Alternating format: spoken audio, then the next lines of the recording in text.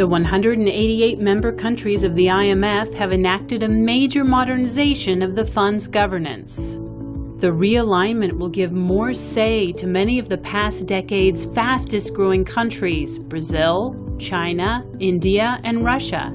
These 4 countries will now be among the top 10 shareholders of the IMF.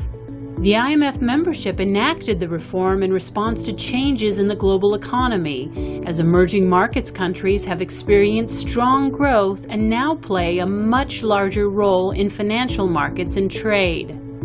To be effective, the IMF must represent the interests of all 188 of its member countries, from the smallest shareholder, Tuvalu, to its largest shareholder, the United States. Unlike the General Assembly of the United Nations, where each country has one vote, decision-making at the IMF was designed to reflect the position of each member country in the global economy.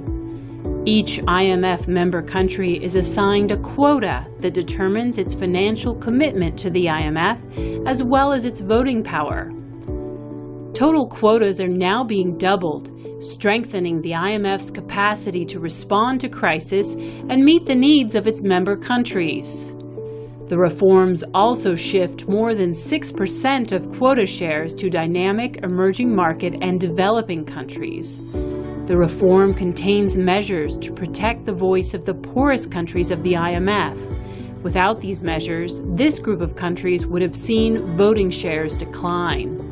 The reform includes a reorganization of the IMF's 24-member executive board.